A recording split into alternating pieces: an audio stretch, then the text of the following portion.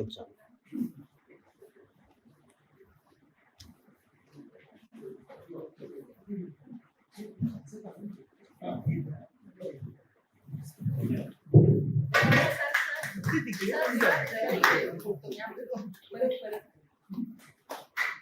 Replay करा.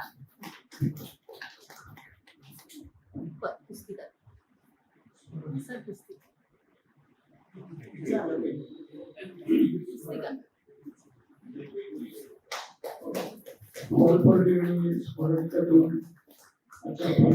आपण स्वागत केलेलं.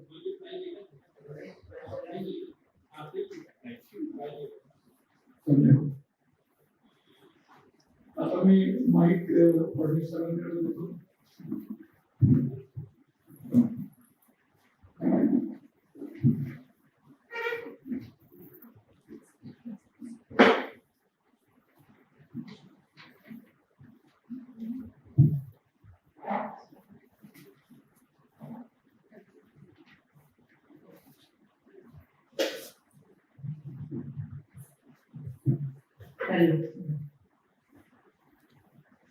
नमस्कार.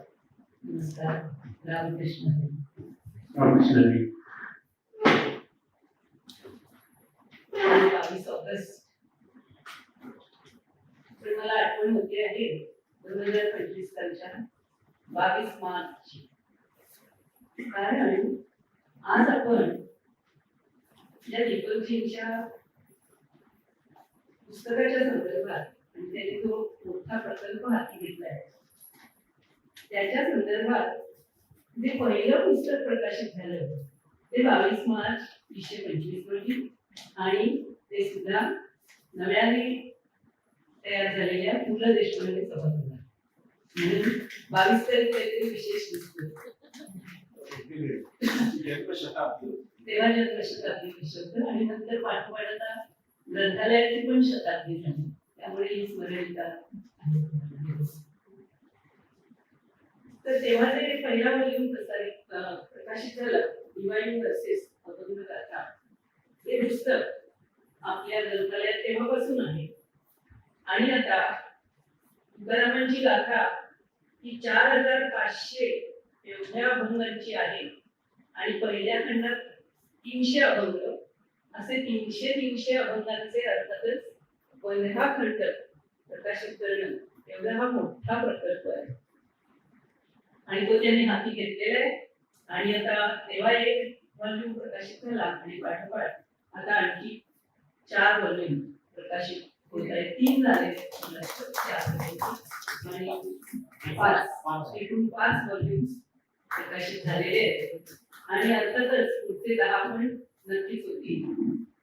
तेव्हा एवढं मोठं प्रचंड काम हाती घेणं त्याचा संकल्प सोडणं हेच किती म्हणजे आपण कल्पनाही नाही करू शकणार. आपण म्हणून आपल्याला ते 4500 अभंग वाचले आपण तरी सुद्धा खूप आहे.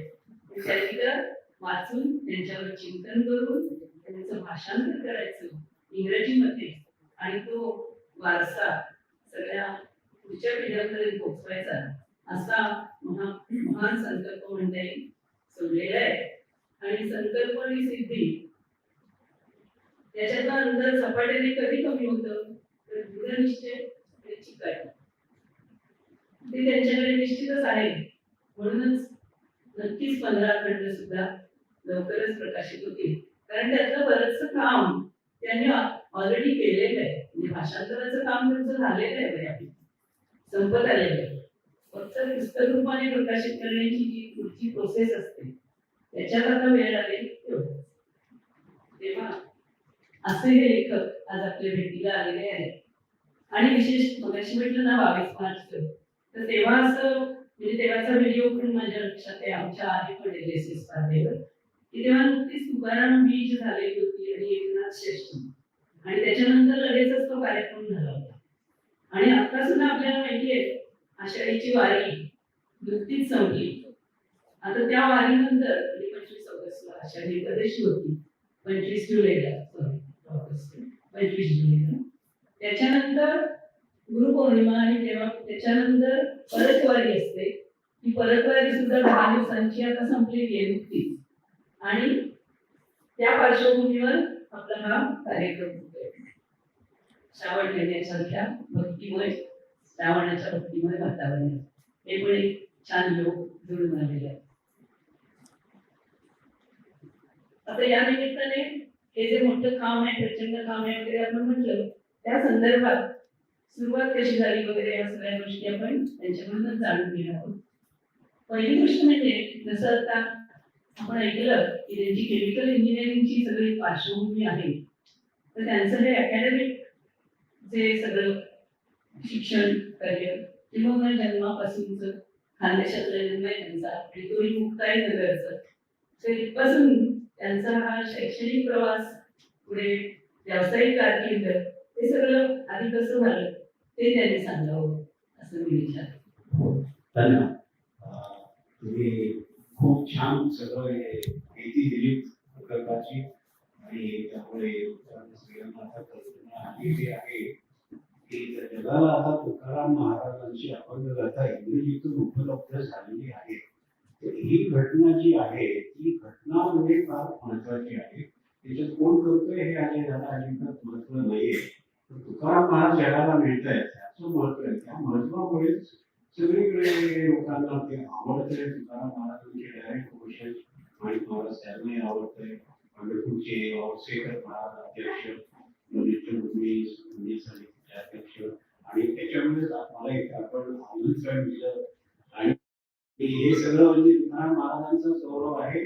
आणि माझ्या बॅकग्राऊंड बद्दल सांगतो की माझा जन्म मुक्ताई नगरचा आणि मला ह्याचा नेहमी अभिमान वाटतो की जिथे संत मुक्ताबाईंनी त्या तत्वात विलीन झाल्या आणि स्वरूही आपल्या स्वरूही विजेच्या वर केल्या.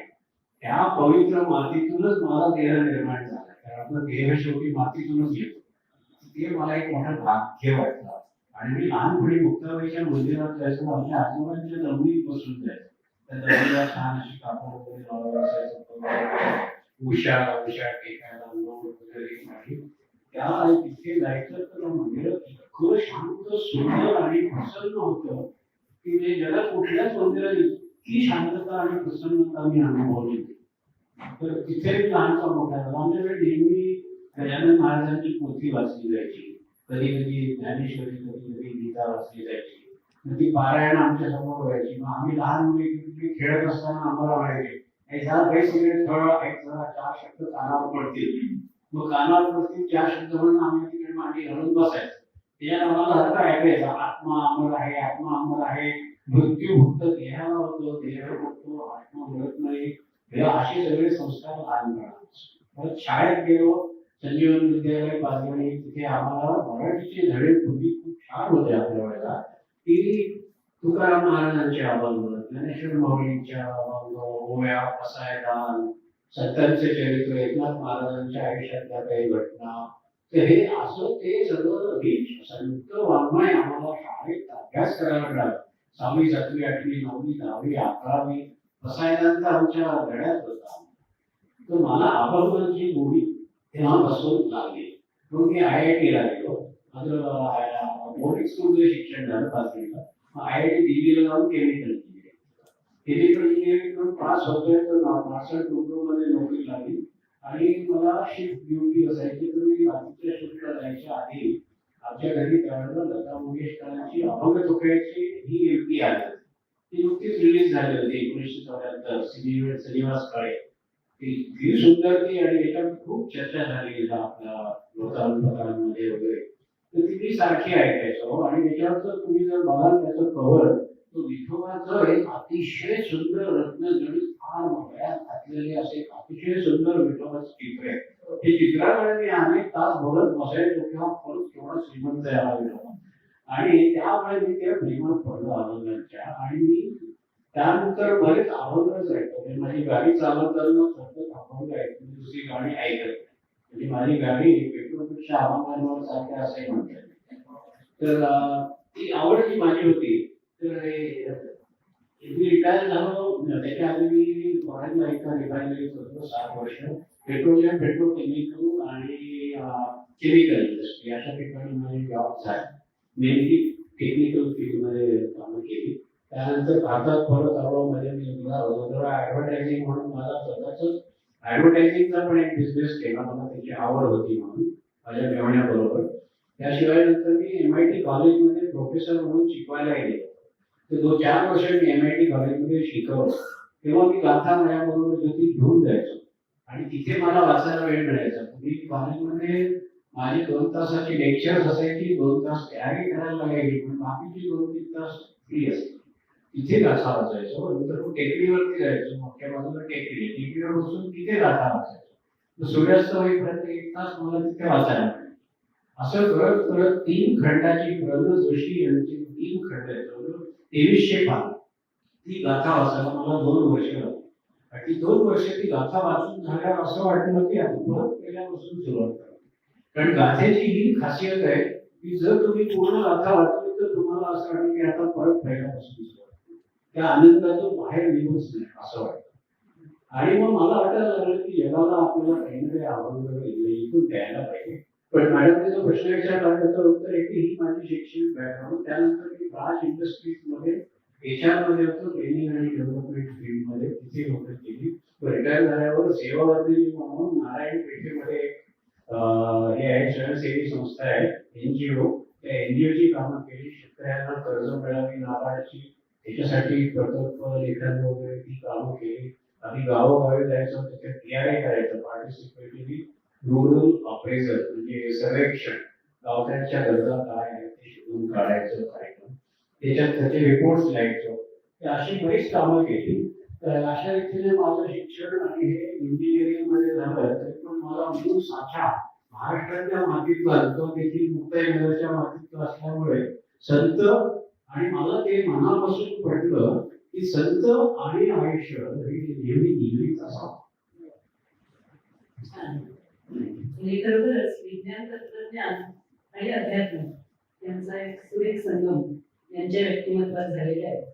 आणि विशेष म्हणजे त्यामुळे गाथेचं इंग्रजी भाषांतर हे तर विशेष आहेच संपूर्ण गाथेचं, पण त्याचा प्रसार करण्यासाठी सुद्धा किंवा ती वेगवेगळ्या माध्यमांमधून लोकांपर्यंत कशी पोहोचेल याच्यासाठी सुद्धा ते तंत्रज्ञानाचा सुरेख वापर करू शकतात. तंत्रज्ञानाचा पाया तंत्रज्ञानाचा आहे. त्यामुळे आधुनिक तंत्रज्ञानाचा उपयोग करून ही गाथा आणखीन जास्तीत जास्त जगभर कशी जाईल याच्यासाठी सुद्धा काय करायचं त्याचं पण त्यांनी बरोबर विचार करून ठरवलेलं आहे. आता सुरुवातीला मी असं वाचलं की तुम्ही पंढरपूरची वारी केली, मला वाटतं 2015 मध्ये. तर त्याचा तुमचा अनुभव कसा होता? आणि विशेष म्हणजे पंढरपूरची वारी करतात बरेच जण, आणि यांनी केल्याबरोबर असंही फक्त वारी केली असं नाही, त्या अनुभवांवर एक छोटेखानी पुस्तक लिहिलं तुम्ही, आणि ते इंग्लिशमध्येच आहे, पंढरपूरची वारी. आणि आता त्याचं मराठी पण मला वाटतं भाषांतर झालेलं आहे. म्हणजे ती पुस्तकाची पहिली छोटी सुरुवात होती म्हटलं पाहिजे. म्हणजे नेहमी म्हणतो ना, सुरुवात नेहमी छोट्या प्रकल्पापासून, त्या प्रकल्प म्हणता येणार नाही, छोट्याशा काहीतरी उपक्रमाने सुरुवात होते आणि पुढे पुढे ते मोठं मोठं वाढत जातं. कसं आहे ते पंढरपूरची वारी. तर तो अनुभव कसा होता? पंढरपूरच्या वारीचं असं झालं की माझा हालड मधला एक मित्र भोरेकर आहे, त्याचा मला ईमेल आला आणि तो म्हणे की आपण पंढरपूरला चालत जायचं का. पण त्याच्या डोक्यात वारीची आयडिया नव्हती. त्याच्या डोक्यात अशी वारी होती की आपल्याला स्वतःला अजिबात श्रम न पडता वेगवेगळ्या ठिकाणी हॉटेलची बुकिंग करायची आणि नोव्हेंबर महिन्यात जेव्हा ऊन नसतं तेव्हा जायचं आणि दररोज एक सकाळी 2 तास चालायचं, 4 तास चालायचं, संध्याकाळी 4 तास चालायचं आणि पंढरपूरला पोहोचायचं. त्याची कल्पना अशी होती. मग मी त्याला म्हटलं की अरे पंढरपूरला चालतच जायचंय, तर म्हटलं असं नाही, मग ते वाजत गाजत विठोबा रखुमाईच्या बरोबर भारी जायला पाहिजे. तर तो म्हणला की नाही बाबा, ते पाऊस असतो, चिखल असतो, पळायला झालं तर काय, ऊन लागतं, सगळे त्रास, किती राहणार कसं. त्यामुळे त्या वर्षी आमची काही वारी झालीच नाही. मी त्याला म्हटलं हे अशी वारी नाही, अशी करायला पाहिजे, वारी बरोबर जायचं असेल तर विचार करू. तर त्या वर्षी काही वारी झालीच नाही. आणि मग त्याला देवाने मन पालट केलं त्याचं, आणि दुसऱ्या वर्षी त्याचा मला परत मेल आला. म्हणजे दीपक तू म्हणतोस ते बरोबर आहे, वाचत वाचत पूर्ण पंढरपूर वारी होता, भाकर होता, बरोबर आपण जाऊया पंढरपूरला. फक्त तो म्हणे तू जरा बघ की आपल्याला रस्त्यात कुठे काय जरा हॉटेल वगैरे मुक्काम करायची सोय असेल तर काय. मी त्याला म्हणतो आपण असं करू, आपण अशी आयडिया करू की दिल्लीत झोपायची ऐवजी, म्हणजे आमच्या जी दिल्ली होती डॉक्टर देशरेंची, तिच्यात आम्हाला नशीब म्हणजे सगळीकडे झोपायला शाळा होत्या, म्हणजे डोक्यावर शॉपर होतं. तंबूमध्ये जे झोपतात त्या लोकांना देखील झोपणं सोपं असतं, पण पाऊस जर आला तर तो तंबूत शिरतो, आणि तंबूत शिरलं की तंबू उचलायचा, ट्रकमध्ये घालायचा आणि चालायला सुरुवात. मग रात्रीचे 2 वाजून 3 वाजो त्यांची झोप होत नाही वाटत. आम्हाला ते सुख, आम्हाला असं होतं की आमच्यावरती चॉपर होतं, आम्हाला कधीही तो त्रास होता. तर तरी पण मी काय केलं, आधी आम्ही सगळीकडे गाडी घेऊन हायर करून 4-5 ठिकाणी हॉटेल बुकिंग केली, कुठे कुठे मित्रांचे कम्प्युटर क्लास मिळाले, कोणाच्या घरी मुक्काम केले. असं करत करत मुक्कामांपैकी 10 ठिकाणी तरी आमची प्रायव्हेट सोय करून दिली. आणि मग आम्ही 5 जण पंढरपूर वारी जायला गेलो. आणि त्याच्यात काय झालं की आपल्या पांढरपेशा लोकांनी वारी करायची तर काय तयारी करावी हे मी इंटरनेटवर शोधायचा प्रयत्न केला. तर इंटरनेटवर काही माहिती मिळवली.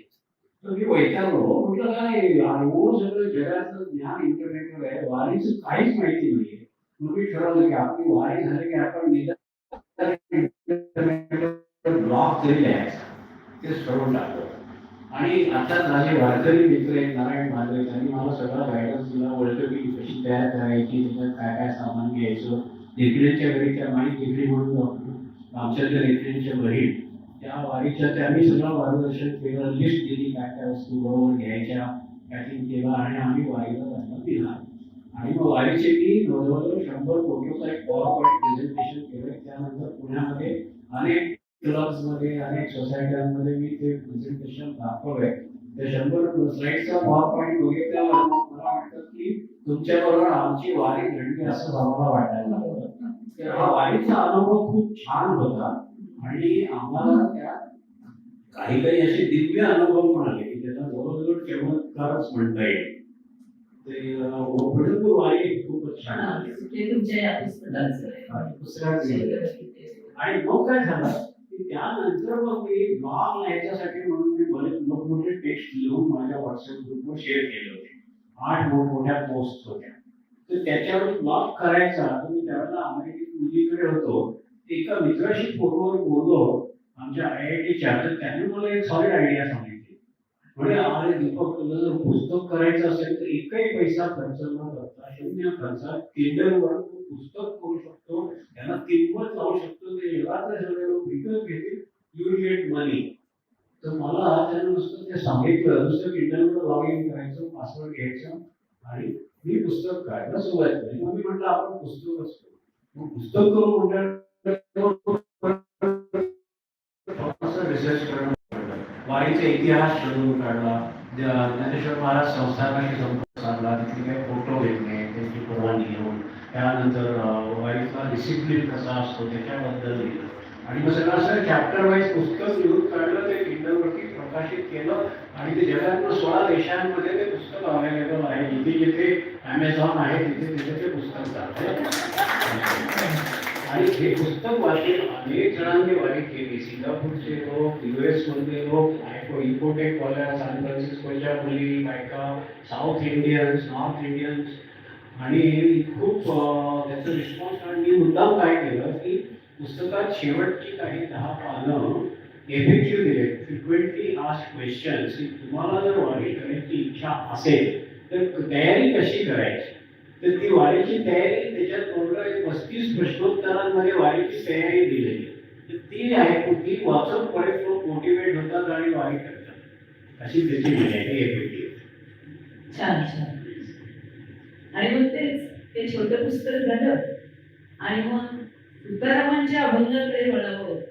याचं तुम्ही आधीच सांगितली की तुम्ही ते वाचायला सुरुवात तर केलीच होती, आणि मग पुढचा प्रकल्प घ्यायचा, भाषांतर करूया, हे पण हळूहळू जेव्हा सुचलं तेव्हा पण मला वाटतं त्यांनी ना हे योग्य आहे. म्हणजे मी शिक्षक आहे, शिक्षकी पेशात पण असं म्हणतात की फ्रॉम इझी टू डिफिकल्ट. किंवा फ्रॉम स्मॉल टू बिग असं आपण जातो ना.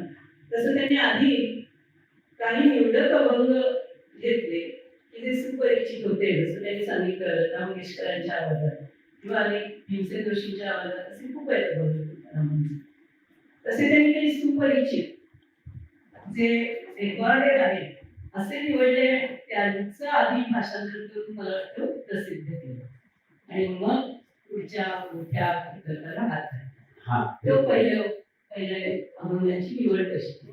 हा तर सुरुवातीला म्हणजे मला जेव्हा मी गाथा वाचली तेव्हापासून अनेक वर्ष माझ्या डोक्यात हेच घोळत होतं की आपलं मराठी लोकांचं जीवन एवढं समृद्ध झालेलं आहे की आमच्या कुठल्याही कथा, कादंबरी, निबंध, भाषण त्याच्यात तुका म्हणे आल्याशिवाय पूर्ण होत नाही.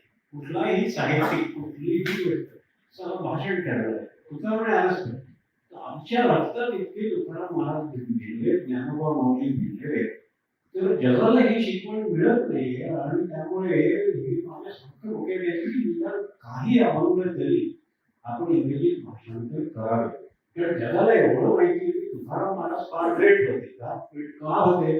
अभंग त्या गाथा पाण्यातून वर तरंगत आल्या, 13 दिवस पाण्यात राहिल्या तरी भिजल्या नाही, वैकुंठाला गेले, सदैव वैकुंठाला गेले. आता इतक्या गोष्टी त्यांच्या आयुष्यात घडण्याचे भेट होते हे जगाला माहिती, पण त्यांनी काय दिलं हे जगाला अजिबात माहिती नाही, कारण ते इंग्रजी नाही आहे. मग मी म्हटलं आपण एक निदान 25-30 अभंग तरी करूया. तर 2016 साली जेव्हा माझ्या लक्षात आलं की युट्यूब आणि सोशल मीडिया हे खूप आता युट्यूब आणि फेसबुक खूप पॉवरफुल आहे सोशल मीडिया, की आपण एक अभंगाची एक व्हिडिओ केली आणि ती जर युट्यूबवर पोस्ट केली तर जगात कुठेही माणसं तुकाराम महाराजांच्या अभंगाचे इंग्रजी भाषांतर ऐकू शकतात. तर त्याने मी मला प्रेरणा मिळाली आणि त्या दिवशी नेमकी तुकाराम महाराजांची दिंडी देहूवरून आळंदीला प्रस्थान करणार होती. 2016 सालचा 27 जूनचा दिवस होता. मी घरी एकटा बसलो होतो आणि हे 10 वर्ष जे माझ्या डोक्यात घोळत होतं की गाथा इंग्रजी कशी करायची, काय करायचं, कसं करायचं. त्या दिवशी मला ते सुचलं की आपण पुस्तकाच्या ह्याच्यात पडायची गरजच नाहीये, फक्त युट्यूबवरती दाखवत बसेल. मग पहिला अभंग त्या दिवशी एकदम करून मोठा झालो. 3 मिनिटाचा फक्त आपला सुंदर ते ध्यान असा एक अभंग घेतला, तो पोस्ट केला आणि खरं दररोज एक अभंग पोस्ट केला. अशी एक साधारण 20-25 अभंग पोस्ट केली की अतिशय गोड अभंग आहे किंवा सुंदर वर्णनवाले असे जे अभंग आहेत ते पोस्ट करून तिथून सुरुवात केली. तर ती प्रेरणा त्या दिवशी अशी मिळाली की जे बऱ्याच वर्षांचं फलित होतं आणि ते बरोबर तुकाराम लिहिलेल्या दिवशी म्हणजे मला ह्याच्यावर खूप विश्वास आहे की हे विचार जे असतात, योगासनाची जी पुस्तकं मी वाचलेली आहे त्याच्यात सगळीकडे लिहिलं आहे की विश्वामध्ये सगळे विचार तरंगत असतात आणि ते तरंग तुमच्या कानातून आत येतात आणि तुम्ही कुठलं तरंग पकडाल त्याप्रमाणे तुम्ही त्या तरंगाप्रमाणे तुमचं वागणूक करू शकता आणि म्हणून तुमचा स्वभाव ज्याप्रमाणे असेल त्याप्रमाणे तुम्ही ते विचार पिकअप करता. तर ती बरोबर देवाची इच्छा होती. तुकाराम विजेच्या दिवशी माझ्या कामात ती इच्छा शिरली विश्वाची आणि ती इच्छा त्या दिवशी पहिल्या अभंगाच्या रूपाने सुंदर असे हा तो अभंग आणि असे अनेक अभंग आपल्याकडे म्हणजे आता हे ग्रंथरूपाने आले किंवा यांनी सगळ्या आधुनिक प्रसार माध्यमातून पण ते आपल्याकडे देत आहेत. पण मुळात ही सगळी परंपरा आहे ती मौखिक आहे आणि वारकऱ्यांनी जपलेली आहे. म्हणजे कित्येक वारकऱ्यांना मी असं ऐकलंय की ते स्वतः फार शिकलेले नाही आहेत, निरक्षर सुद्धा आहेत, पण त्यांना पण शेकडो अभंग तोडपाठ आहेत. आणि असंही मी गमतीने ऐकले कोणी म्हणताना की वारीला जाणारे नंतरच्या पिढीतले किंवा आताचे शहरी लोक जेव्हा त्याच्यात ते अभंग म्हणतात त्याच्यात जर जरा जरी चूक झाली तरी ती ह्या वारकऱ्यांना नेहमी म्हणणाऱ्या ती लगेच लक्षात येते असं पण आहे. म्हणजे त्यांनी ते इतकी वर्ष पिढ्यानपिढ्या जपलेले आहे आणि गावोगावी लहान लहान मंदिरामधून सुद्धा ना भजन कीर्तन याची परंपरा अजून आहे आणि भजनी मंडळ वगैरे त्याच्यामध्ये हे सगळे लोक ते म्हणतच असतात. तर ते गाथा आणि गाथा हा संस्कृत शब्द सुद्धा ना गायकी याच्यापासूनच आलेला आहे आणि त्याच्यात मेनली त्याचा अर्थ सॉंग किंवा व्हर्स असाच आहे आणि असे सगळे अभंग आणि म्हणूनच त्यांनी जे गेय होते संगीतकारांनी म्हणजे श्रीनिवास कळे किंवा अनेक संगीतकारांनी ज्यांना वेगळ्या वेगळ्या चाली लावल्या आणि जे लोकप्रिय झाले असे अभंग निवडले. मला वाटतं 50 का 52 अभंग निवडले ना असे. नाही ती निर्मिती वेगळी आहे. ती नंदी. तर ते मी आता पुढचं जरा सांगतो की मी साधारण एक 15 अभंग झाल्यावर जो त्या माणसानं मला वारीसाठी मदत केली होती तो वारकरी तुकाराम महाराजांच्या मंदिरात त्याची 30-40 वर्ष तो सेवा करायचा. सगळे बीज महोत्सव वगैरे ती सगळे ऑर्गनाईज करायचा. तर त्याच्या तो मला भेटला मंदिरापाशी एका सकाळी गेलो तिथे तो भेटला. तर मी त्याला आपलं प्रेमाने कौतुकाने सांगायला सुरुवात केली की नारायण महाराज मी आता तुकाराम महाराजांचे अभंग जगाला इंग्लिशमध्ये भाषांतर करतोय की लोकांना कळलं पाहिजे की ते किती ग्रेट होते. का ग्रेट लोक समजतात तुकाराम महाराजांना. एकेका अभंगाची एक व्हिडिओ करतोय आणि आतापर्यंत 15 व्हिडिओ आहेत आणि असं मी 25-30 व्हिडिओ करणार आहे. तर त्या माणसानं अक्षरशः झपाटल्यासारखं मला सांगितलं पंडित सर मी तेव्हा MIT प्रोफेसर थांबा इथेच थांबा हलू नका. हे लहान मुलं एकमेकांना स्टॅच्यू करतात तसं त्यानं मला केलं. मला कळलं याच्या मनात काय आहे. आणि तिथेच थांबलो मी मंदिराच्या पायरीवरच फर्ग्युसन रोडला. तो लगबगीनं आतमध्ये गेला. वरच्या मजल्यावर त्यांच्या पारायणाच्या गाथेच्या पोथ्या असतात. त्यातली एक पारायणाची पोथी काढली एवढी 750 पानी गंगू काका शेवाळकर यांची पोथी खाली आणली माझ्या हातात दिली आणि म्हणे पंडित सर तुम्ही काय म्हणणार 25-30 अभंग करणार ते नाही चालणार. तुम्ही पूर्ण अभंग गाथा इंग्रजीत भाषांतर करा. आणि ती पोथी माझ्या हातात दिली. म्हणे बघा ही मंदिरातली पारायणाची गाथा ही मी तुम्हाला देतोय. तुम्हाला ही आता तुमची झाली तुम्ही घरी घेऊन जा. पण पहिला पान उघडा पहिल्यापासून सुरुवात करा आणि शेवटच्या पानापर्यंत थांबू नका. मी म्हटलं अहो मी हसायला लागलो. म्हटलं नारायण महाराज अहो तसं नाहीये ते हे शक्यच नाहीये. म्हटलं ते अहो 4,000-4,500 अभंग तेवढं नाही माझी करत आहे. 15-25 करेन 30 करेन 50 अभंग करतो मी. म्हणजे साधारण लोकांना कळलं पाहिजे तुकाराम महाराज कशामुळे भेट तो ऐकायलाच तयार नाही. त्यामुळे नाही सर तुम्ही प्रोफेसर आहात तुम्ही IITचे आहात तुमचं इंग्रजी चांगलं आहे तुम्ही करा तुमच्याकडनं होईल काम देव करून घेईल तुम्ही करा. मी म्हटलं अरे बघ मी मग घासाघीस करायचा प्रयत्न केला. म्हटलं बरं असं होतं 100 अभंग करतो. म्हटलं मी निवडून 100 अभंग त्यांचं भाषांतर टाकतो इथून. तर त्याने मला फायरिंग केलं सर. तो म्हणे पंडित सर 100 अभंग निवडणारे तुम्ही कोण. म्हटलं बरोबर आहे. गाथेतला तुम्ही असं म्हणू शकत नाही हा अभंग चांगला आहे हा अभंग चांगला नाही. सगळी गाथा चांगली आहे तुम्ही थांबूच नका तुम्ही सगळे अभंग गाथा मला तो मुद्दा म्हणजे इथं पडला. आणि दुसरा मी त्या ठिकाणी करायला विचार केला की हा सकाळी सकाळी मंदिराच्या पायरीवर डायलॉग होते. हा माणूस असा झपाटण्यासारखा तिकडे गेला की गाथावरती घेऊन आला माझ्या हातात दिली आणि अजिबात मला मी इतका आग्रह करतोय. तर मला म्हटलं हे ह्याच्या तोंडातले शब्द हे ह्याचे शब्द नाहीयेत. अजून तुकाराम महाराज याच्या मुखातून बनवून घेत आहेत की त्यांना हो म्हणायला लावा. लक्षात आलं मी म्हटलं हो. आणि ती जी परमेश्वरी जी इच्छा होती ती बरोबर तिथून ती त्याच्या आतमध्ये शिरली आणि त्याने तो हट्ट धरला आणि मला सोडे ना तो. आणि ते पुस्तक म्हणून तुम्ही गाथा विद्यार्थी गाथा हातात दिली ती कोणीतर होती पुढे घरी घेऊन जा शेवटच्या पानापर्यंत कुठेच थांबू नका. तर ते अशा रीतीने मी गाथेचं पूर्ण काम घेतलं. आणि मग गंमत अशी झाली की प्रकाशनासाठी जेव्हा भूगंगाचे मालक गुंजार जोगळेकर त्यांना हे जे कळलं तर ते ताबडतोब खूप खुश झाले. आणि ते म्हणे फडणवीस तुमचे 15चे 15 खंड आम्ही प्रकाशित करू कॉपी ई-बुक सगळं करू आणि तुम्ही फार चांगलं काम करताय. तर त्यांच्याकडे मी गेलो त्यांना सगळं दाखवलं. पण त्यांच्या संपादकीय मंडळाने आणि त्यांनी मला एक सूचना दिली. ते म्हणे की हे 300 अभंगांचं जे पुस्तक आहे हे कसं आहे अभ्यास करणाऱ्या माणसाला 300 अभंग वाचण्यात रस आहे. म्हणजे प्रत्येक माणूस काय 300 अभंग वाचायला तयार असणार नाही. तर आपण असं करू की तुम्ही काही निवडक अभंग घ्या आणि त्या अभंगांचं भाषांतर करा. आणि जे रेडिओवरती जे ऐकतो आपण पॉप्युलर अभंग भीमसेनचे लता मंगेशकरचे त्यांचं भाषांतर करा.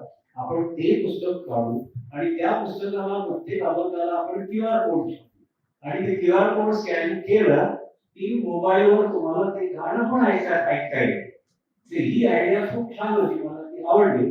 मग मी 4 महिने त्याच्यावरती मेहनत करून हे पुस्तक तयार केलं. म्हणून मग हे पुस्तक आधी झालं. ते म्हणजे हे सगळं आपण करणार, पण आधी हे करू आणि मग ते. म्हणून ह्याला आधी प्रसिद्धी मिळाली. हे पुण्यामध्ये आम्ही प्रकाशित केलं जानेवारीमध्ये आणि पहिला खंड मग हा मुंबईमध्ये आपल्या लोकांना सेवा संघाचा हा मार्चमध्ये. ती अशी त्याची गंमत आहे. आणि मला तुम्हाला सांगायला अतिशय आनंद वाटतोय की माझ्या ह्या एकंदरीत कार्यक्रमाला मला देवाला हा कार्यक्रम आवडला याची पावती मिळाली. की कुठल्या फॉरममध्ये तर 2025 सालचं सोमनाथ आचार्य सोमनाथ दांडेकर पुरस्कार संत साहित्याच्या पुस्तकाची उत्कृष्ट पुस्तकाची निर्मिती म्हणून या पुस्तकाला प्राप्त. महाराष्ट्र साहित्य परिषद. महाराष्ट्र साहित्य परिषद. मला एक लक्षात आलं की आपल्याला देवाचा आशीर्वाद मिळाला, देवाला आपली सेवा रुजू झाली. त्यामुळे हे 52 अभंगांचं आणि जसं मी म्हटलं की तंत्रज्ञान पण त्याच्यात किती छान वापरलेलं आहे म्हणून आपल्याला ते एकासाठी ऐकता पण येतात. आता हे आपण रेडिओवर पूर्वी खूप वेळ ऐकलेले आहेत आपण आणि बरेचसे अभंग तुकारामांचे जसं त्यांनी सांगितलं तसं आम्ही पण शाळेत असल्यापासून ना प्रत्येक इयत्तेच्या मराठीच्या पाठ्यपुस्तकात एक तरी अभंग असायचा. बहुतेक वेळा एखादा अभंग असायचा आणि ते शाळेतले जे असतात ना ते आपण कधी विसरत नाही. त्यामुळे तेही अभंग आहेत आणि मग त्याच एखाद्या अभंगाचं नंतर गाणं झालं म्हणजे चंदनाची परिमळ वगैरे किंवा असे ते इतर पण संतांचे असे ते अभंग आहेत ना, त्याचं मग विशेष वाटलं मला की अरे ते तर आमच्या शाळेच्या पुस्तकात होते आणि आता त्याचं गाणं झालं छान आणि ते पण मग पाठ करून लक्षात ठेवायला सोपं झालं. तर असं सगळं ती वाटचाल. आता त्यामुळे मग आता इथून सुरू झालेला आता हा प्रकल्प आणि आपण जसं ऐकलं की 15 खंड होतील असा हा प्रकल्प आहे आणि 5 खंडांपर्यंत आता ते काम आलेलं आहे. तर आता पुढचा हा टप्पा त्याच्यासाठीची योजना कशी आहे आणि गुगलने त्यांना सहाय्य केलेलंच आहे प्रकाशनासाठी आणि तुम्ही बघू शकाल आज इथे पुस्तकं पण ठेवलेली आहेत, तुम्ही विकत पण घेऊ शकता. आणि कशी रचना आहे आणि आता काय असतं ना भाषांतर करायचं तर आधी पण अरुण गोलटकर किंवा दिलीप पुरुषोत्तम चित्रे यांनी भाषांतर केलेली आहेत, बरीच वर्ष झाली त्याला. आणि प्रत्येक असे जे महान ग्रंथ असतात त्याचं दर काही वर्षांनी कोणीतरी पुन्हा भाषांतर करतं. जसं मेघदूताची अनेक भाषांतर झालेली आहेत म्हणजे मूळ ग्रंथच इतका दर्जेदार आहे की पुन्हा पुन्हा कोणाला तरी नवीन पिढीला इच्छा होते की आपणही भाषांतर करावं. आता काही पद्य म्हणजे वर्स फॉर्म मध्ये भाषांतर केले. आता यांनी जो नमुना किंवा यांनी जे त्याच्यासाठी फॉर्मॅट निवडलेला आहे तो पण मला विशेष वाटला. म्हणजे त्यांनी असा विचार केलाय की काही मुलांना मराठीतलं वाचता पण येणार नाही, म्हणजे मराठी बोलता येतं काहींना पण मराठी वाचता येत नाही किंवा साऊथ मधली कोणी लोक असतील तर अभंग त्यांना ऐकून माहिती आहेत पण मराठी नाही देवनागरी लिपीतलं नाही समजा वाचता येत. तर त्यांनी तो मुलं बघून मराठीत दिलाय.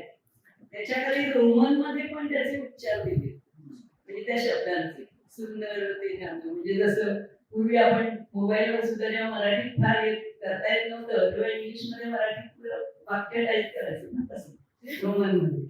ते रोमन मध्ये पण दिलंय तो अभंग आणि मग खाली त्याचं प्रोज मध्येच भाषांतर केलंय, त्यातच भाषांतर केलंय.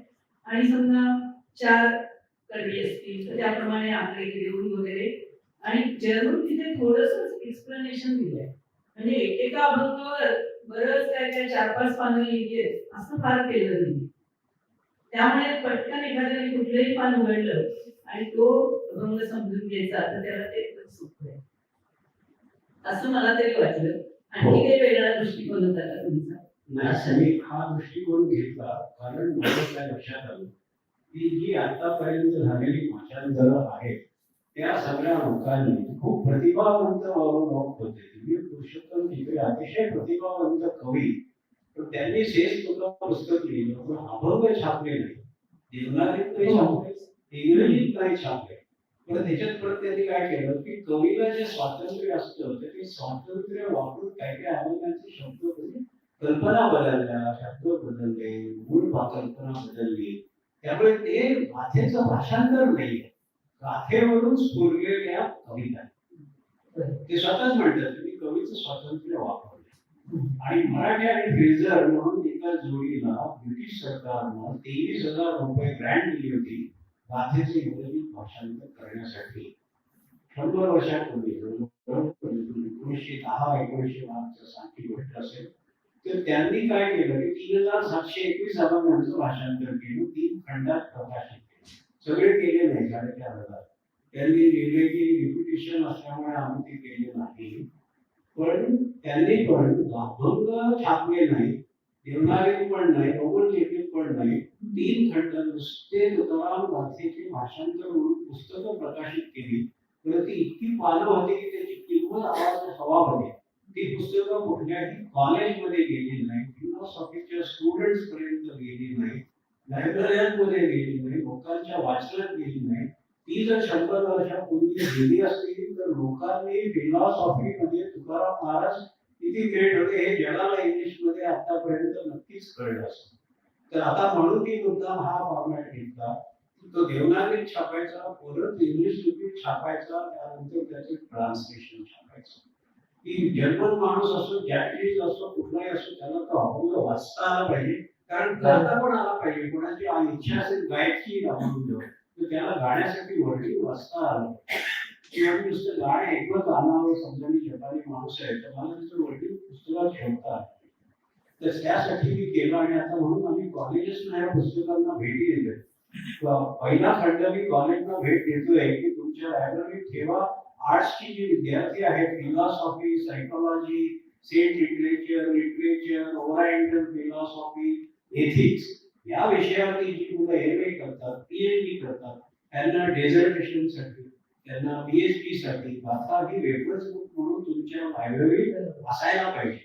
तर मी त्यांना मुद्दाम एक लेटर देतोय. हा पहिला खंड त्यांना भेट देतो. त्यांना आता 35 कॉलेजेसला दिलेले आहे आणि त्याच्या लेटरमध्ये लिहिले आहे की बाकीचे खंड तुम्ही तुमच्या बजेट पूर्ण विकत घ्या, पण मुलांना संपूर्ण दाखला द्या आणि सांगा की तुम्ही अभ्यास करताय त्या विषयात. तुकाराम महाराज एक फार थोर व्यक्तिमत्व आहे, त्यांच्या अभ्यासाशिवाय तुमचा अभ्यास अपूर्ण राहील.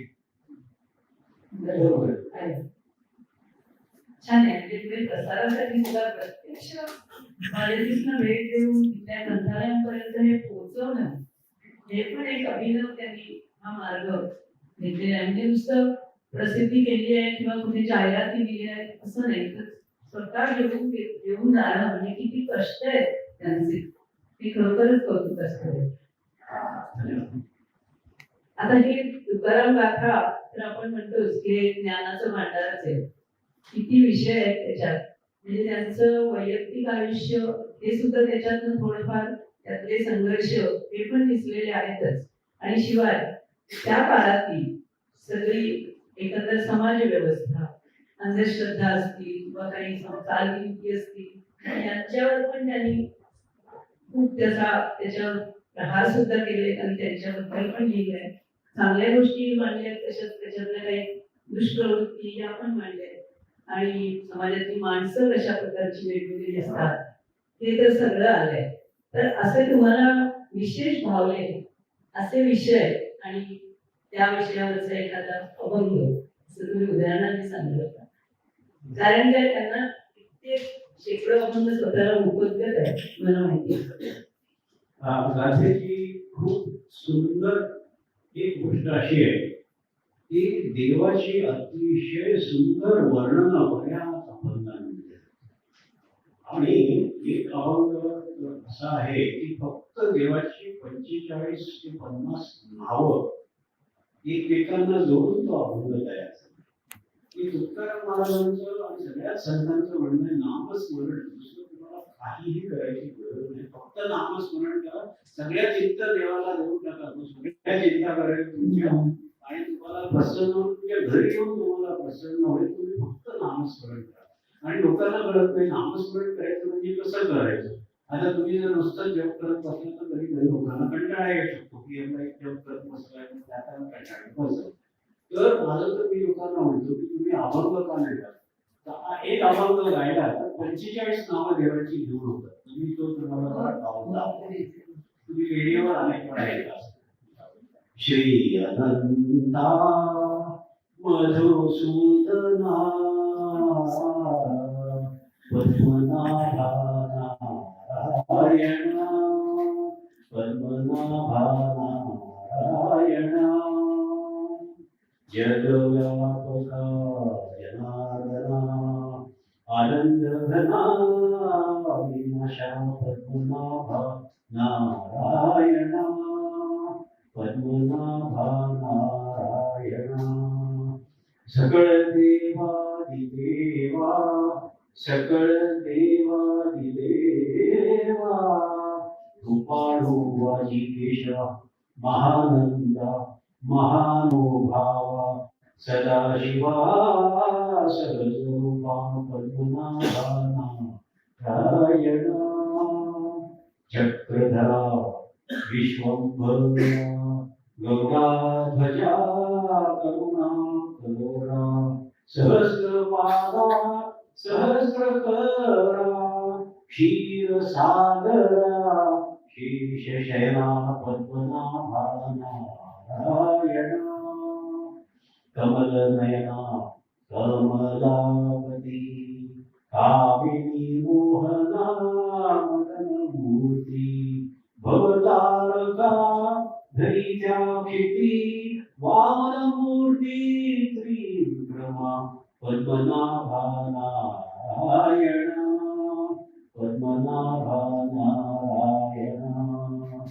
अक्काये सगुणा निर्गुणा जगज्जनित्या जगज्जीवना वसुदेव देवकी नंदना बाळ रांगणा बाळ कृष्णा पद्मनाभा नारायण शेवटचं तुका आला लोटांगडी मज ठाव द्यावाची चरणी हेची करीत सेवी नवणी भवबंधने सोडवावे पद्मनाभा नारायण असा आणि आत्ताच्या आनंद लुटत लुटत तुमचं नामस्मरण झालं की 45 नावांनी तुम्ही जर देवाला हाक मारली तर ते देवाला किती आनंद होईल की हा बघा आपला पूर्व 45 नावानं मला हाक मारतो. ही सगळीच पहिली संबोधन आहे. शेवटचं कडवं वेगळं आहे बाकीच्या बंधनपेक्षा. आणि विनवणी केली ना म्हणजे तुका म्हणे नाहीये तुका आला लोटांगणी आणि करीत असे विनवणी आणि अशी सगळी आणि ते देव भगवता करते ही विनवणी केली. आणि आम्ही पण हा अभंग सुरेश अडगणकरांच्या आवाजात खूप खूप पूर्वीपासून आहे आणि हेच वैशिष्ट्य आहे की देवाचं मी ऐकला तर सुरेश अडगणकरांच्या आवाजातला कित्येक वर्षांपूर्वीचा. इतरही अनेक जण गातात. अलीकडे मी रघुनंदन पणशीकर मुग्धा वैशंप यांच्या आवाजात पण तो अभंग खूप गाजतोय. म्हणजे कित्येक पिढ्या येत आहेत पण असे सुंदर अभंग त्याच्यात सगळी नावं नाहीयेत. त्याच्यात सगळे ही सगळी कळवी सगळी कळली म्हटली म्हणून 45 नाव वगैरे असतील काय गमतीनच मला वाटतं त्याच्यामध्ये कळवी.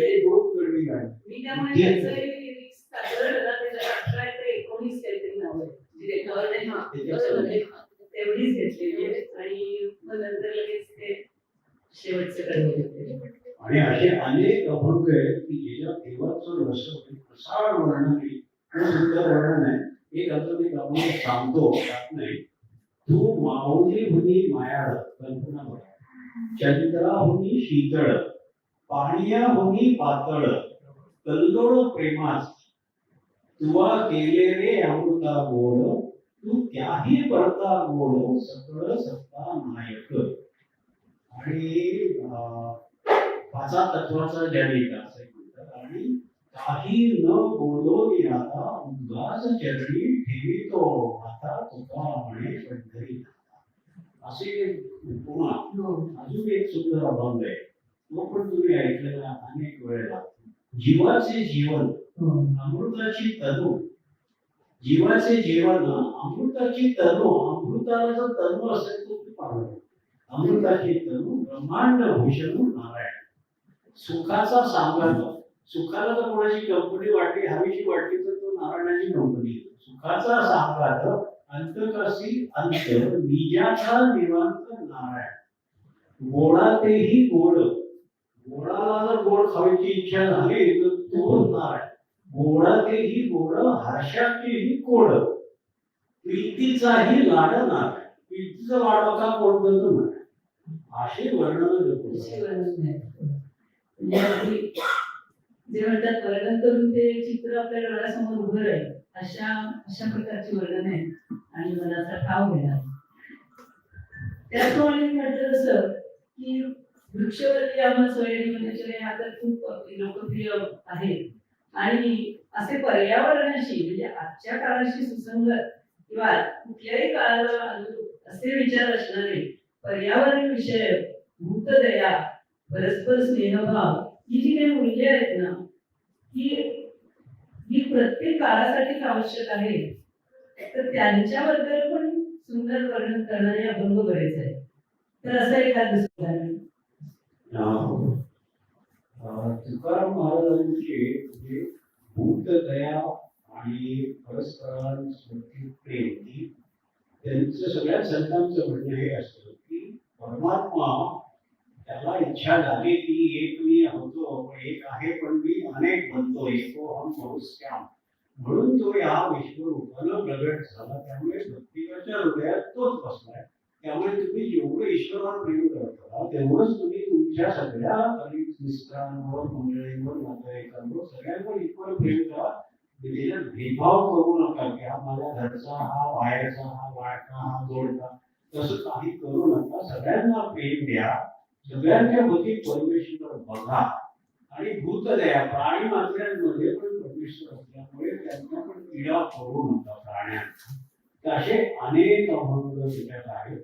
आणि त्याचं सगळ्यात चांगलं उदाहरण म्हणजे मी सांगेल की 12 अभंग हे तुकाराम महाराजांनी वैकुंठाला जाताना विमान प्रवासात 12 अभंगाची रचना केली. हे बऱ्याच लोकांना माहिती नसतं, पण वारकरी पंथातले सगळे लोक दर शनिवारी मंदिरात 12 अभंग गातात, त्याच्यावरती त्यानंतर हरिपाठ करतात आणि मग ते घरी जातात. तर हे 12 अभंग जे आहेत ते मी माझ्या युट्यूब चॅनलवर पण पोस्ट केले. त्या 12 अभंगांचं सगळं त्याच्यामध्ये सगळं सार हेच आहे की भूतदया आणि एकमेकांना परस्परांशी समान भावाने प्रेम देणे, याच्यासाठी ते. आणि त्याचं उदाहरण सांगायचं तर अगदी सोपं आपलं भीमसेनचं अभंग, पुण्य कर उपकार पापते पर पीडा, सत्य तोची धर्म असत्य ते कर्म. किती सोपी व्याख्या दिली आहे. माणसाला संपूर्ण जीवन झाल्यावर एक अभंग पुरे झाला. सत्य तोची धर्म असत्य त्यांची कर्म, पुण्य कर उपकार पापते पर पीडा, आणि पण नाही सोडा तुझ्या यशी. आणि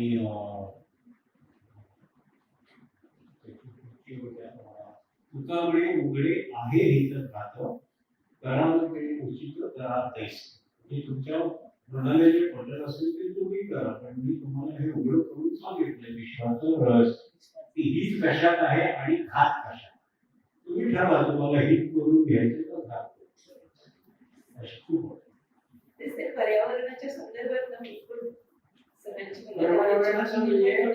वाचलं ना, तर एक अभंग मला सापडला तर मी एकच असेल. पक्षियाचे तरी नाही सामुगरी, याची चिंता तरी नारायण. अजगर जनावर वारुळ तर आहे, त्याचकडे पाहे पांडुरंग. चातक हा पक्षी मेघे भूमी खेळ, त्यासाठी घन नीळ नित्य वर्षी. तुका म्हणे आम्ही पिप्पलिकांची जातो, पुरवी मनोरथ पांडुरंग. असं एक मला सांगणं खूप आवडतं. आणि पिप्पलिकांची जातं आणि आमचे मनोरथ पुरवी असं ते म्हणतात. पिप्पलिका म्हणजे कुंडी. आणि हे जे सगळे आहेत अजगर पक्षी सगळ्यांचं रक्षण करतात पांडुरंग. आणि म्हणजे त्यांना असं काही भय नाही वाटत की आता आपलं रक्षण कोण करेल. म्हणजे चातक पक्षाला जळ मिळावं म्हणून तो दीड वर्षा करतो वगैरे असं छोटी छोटी उदाहरणं. आणि मी तर कुठेतरी वाचलं की त्यांनी श्वान कुत्र्यावरच बद्दल पण त्यांचे बरेच अभंग आहेत. हो म्हणजे ते आणि बऱ्याच प्राणीमात्राबद्दल आहे तसे श्वानाचे अभंग असं मी वाचलं की ते पण आहेत त्याच्याकडे. हो ती स्वतःला ते म्हणतात की जसा म्हणजे मालकाचा कुत्रा त्याच्याजवळ बसून राहतो त्याला कशी गरज नसते शेपूट नुसता बसून राहतो. भगवंताने या पायाशी असं नुसता बसून तुझा कुत्रा बनेल तुला त्याच्यात आनंद आहे असं असे आहे. इतकं ते निरीक्षण करून आजूबाजूच्या सृष्टीचं त्यात ते दाखलेतून त्यातनं त्यांना जो संदेश द्यायचा तो दिलेला आहे आणि आपल्या भावना व्यक्त केलेल्या अशी ही अनेक उदाहरणं. आता विशेषतः मला वाटतं की तुम्ही म्हणजे आपण सगळे म्हणतोच आहोत की पुढच्या पिढीपर्यंत हे जायला पाहिजे आणि तरुणांनी पण ह्याच्यातून काय बोलू घ्यावा आपल्या वर्तनासाठी किंवा आपल्या नेहमीच्या व्यवहारासाठी हे तर आहेच. पण मला आणखी सुद्धा वाटतं आणि त्याचं एक कृतिमत्व उदाहरण ते स्वतःच आहे की आजकाल आयुर्मर्यादा वाढलेली आहे.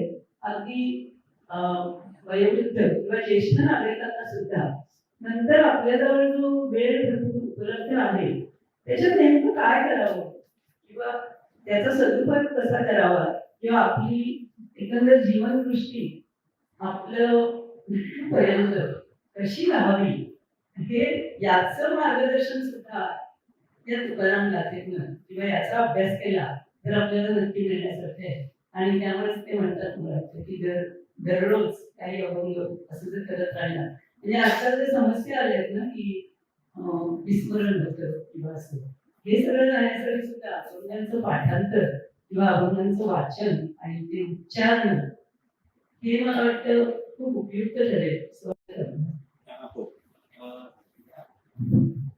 या संदर्भात आजकालच्या तरुणांना आपल्याला गाथा कशी त्यांच्यापर्यंत पोहोचवता येईल याच्यावरती मी काही गोष्टी केलेल्या आहेत काही त्याला लिहिलेल्या आहेत त्या वाचून नका की माझ्याकडे तुकाराम महाराजांच्या गाथेचं सर्वात मोठं वैशिष्ट्य हे आहे की ती कोणत्याही एका वयोगटासाठी नाही.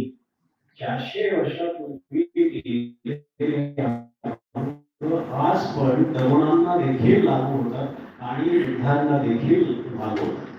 आजच्या तरुणांसमोर स्पर्धा, करिअर, पैसा, अपेक्षा, ताण आणि सतत बदलणारं जग हे सगळे चॅलेंजेस आहेत.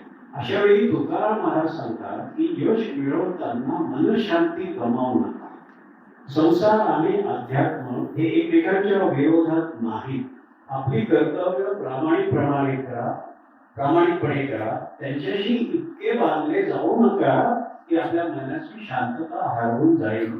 त्यानंतर त्यांच्या अभंगातून आत्मपरीक्षण, संयम, विवेक, नम्रता आणि चांगलं आचरण यांचं महत्व सतत जाणवतं. म्हणून मला अभंगांची आजकालच्या काळासाठी अजून एक विलक्षण उपयुक्तता अशी वाटते की मी त्यांना सोल कुलंट त्या तरुण पिढीला काहीतरी म्हणजे हॅपनिंग शब्द पाहिजे. तर सोल कुलंट जसं तुम्ही लेथवर जेव्हा जॉब कापता एखादा मेटल कटिंग करता तर इतकी हीट निर्माण होते की त्याच्यावरती ते कुलंट टाकायला लागतं असं ते सारखं ते त्या जॉबला थंड करतं. तर आजकालच्या जगात आमचा आत्मा पण इतका तडफडतो की त्याला थंड करायला काहीतरी पाहिजे. तर माझ्या मते अभंग हे सोल कुलंट आहे. आणि कारण तुम्ही अभंगांची गोळी लावून घेतली तर तुमचा जो वेळ त्या अभंगांमध्ये जातो तेवढा वेळ तुम्ही काळजी करत नाही, तुम्ही कुठलीही चिंता करत नाही, तुम्ही त्याच्यातून सगळ्या चक्रातून मुक्त होता. समजा तुम्ही फक्त 10 मिनिटं किंवा 15 मिनिटं जरी अभंग गाथा वाचली किंवा त्या अभंग गायले म्हटले तर तेवढा वेळ तुमचं मेंटल रिलॅक्सेशन होतं, तुमचं ब्लड प्रेशर वगैरे सगळं नॉर्मलाइज व्हायला मदत होते. आणि म्हणून मी तर तर आपल्या भारतात गाठ येईल. उत्तर हिंदुस्थानापासून दक्षिण हिंदुस्थानात सगळे अभंग गाठ सुटतील. टेलर स्विफ्टनं म्हटले मी तिला सारखं पत्र लिहिलंय की these are soul bullets and please start singing these songs so that the whole world will know the right key for obtaining mental peace. तर हे आता वाचून दाखवतो पुढचं की हा जो बुलट असतो तो उष्णता कमी करतो आणि संपूर्ण प्रणाली चालू ठेवतो. आजकालच्या जीवनात पण स्पर्धा, अपेक्षा, वेग आणि असुरक्षितता यामुळे आपल्या मनात सतत उष्णता निर्माण होत असते. तर अभंग हे मनाचे सोल उलट आहे, ते मनातील ताण कमी करतो. तुम्ही करून बघा, हे 45 नावांचा जो अभंग आहे तो तुम्ही आणि म्हणा. तुम्ही म्हटल्यानंतर तुम्हाला किती आनंद याचा अनुभव. हे अंतर्मनातील घर्षण पण शांत करतात, आपल्याला संतुलित करतात. अभंगाची पुनरावृत्ती, त्यांचा श्वास, त्यांची भक्ती हे सगळं मिळवून मनाला स्थिर करण्याचं काम करतात. म्हणून हे अभंग हे नुसते गाण्यासाठी नाही, तर ते रोजच्या जीवनात जगण्यासाठी आणि अनुभवण्यासाठी आहे. अनुभव कसा मिळतो अभंगांचा की आता जो त्यांनी मुंगीचा आणि यांचा अभंग सांगितला, तुकाराम महाराजांनी त्या अभंगातून काय संदेश दिलाय की अरे मनुष्य प्राण्या, तू का चिंता करतोस? हे सगळे चिंता करतात का? यांना सगळं नारायण पुरवतो ना. ते चातक पक्ष्यांचा तो बरोबर पाऊस पाडतो, त्या मुंगीला तो साखरेचा दाणा देतो. तू कशाला काळजी करतो? उद्या मला मिळेल की नाही, आपली मिळेल की नाही, तो देतो नारायण, सगळं देणार आहे. तू तुझं काम कर, तू फक्त नारायणाची प्रेम. कारण देवाला गरज कशी आहे, देवाला सगळं आहे, देवाकडे काय नाहीये, फक्त भक्ताचं प्रेम. आणि देवाला ते वाईट वाटतं की मी या लोकांना देतो भरभरून, पण ते मला आठवत पण नाही आणि थँक्यू म्हणत नाही किंवा मला प्रेम देते. कोणी असं म्हणत नाही गॉड आय लव्ह यू, ते म्हणायची त्याची तयारी नसते. तर सगळे संत आपल्याला हे सांगतात की तुम्ही नुसतं देवाला आय लव्ह यू सांगता नाही, तेव्हा माझं प्रेम, मला तू आवडतोस, तुझ्याशिवाय मला चैन पडत नाही. Keep talking to God. घरात एकटे असाल तर तुम्ही एकटे समजू नका.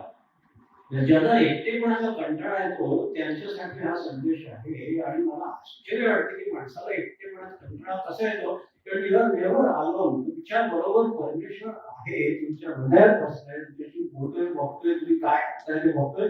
You can talk to God. तिथल्या तिथे तुम्ही देवाशी गप्पा मागू शकता, संदेश करू शकता, वाचा काही अभंग म्हणा, काही गा, तुम्ही घरी नाचू शकता. तुम्ही एखादी कॅसेट लावून हे करून तुम्ही नाचण्याचा आनंद लुटा. तुमचं एरोबिक्स होईल, एक्सरसाइज होईल, सगळं होईल तुमच्यामध्ये.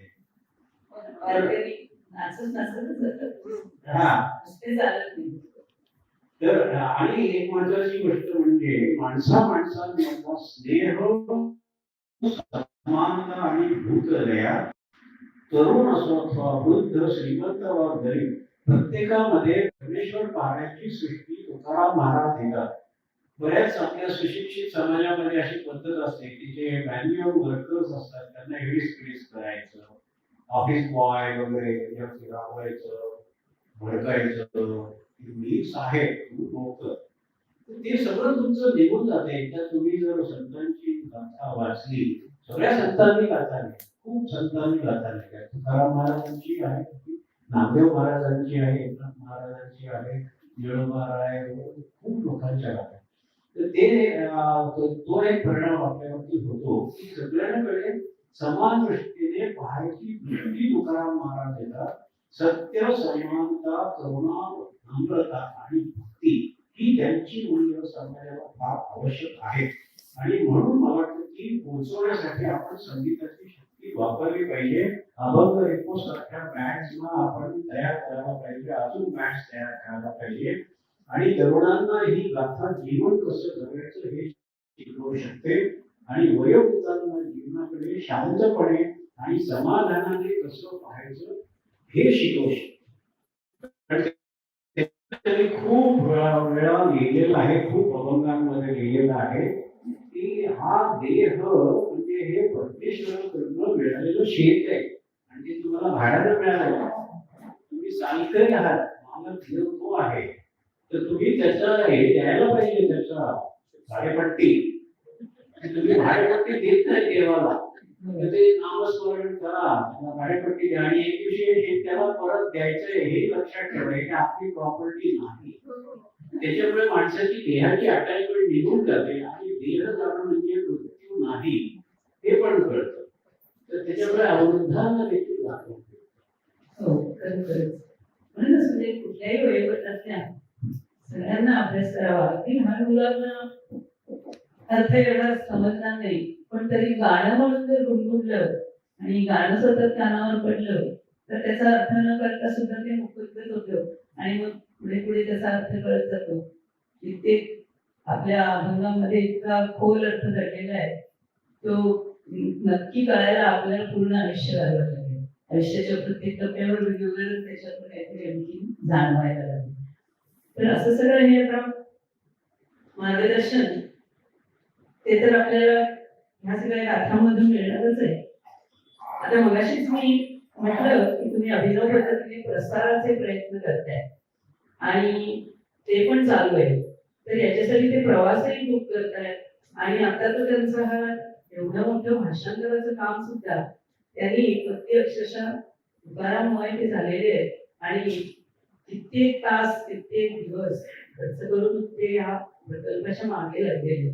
तर याच्यासाठीची ऊर्जा तुम्ही कुठून मिळवता ती पण तुकारामांकडून. ऊर्जेचं असं आहे की जी विश्वास ऊर्जा आहे ती योगासनाच्या पुस्तकामध्ये लिहिली की जिथे शेंडी असते तिथून विश्वास एनर्जी तुमच्या आतमध्ये शिरते.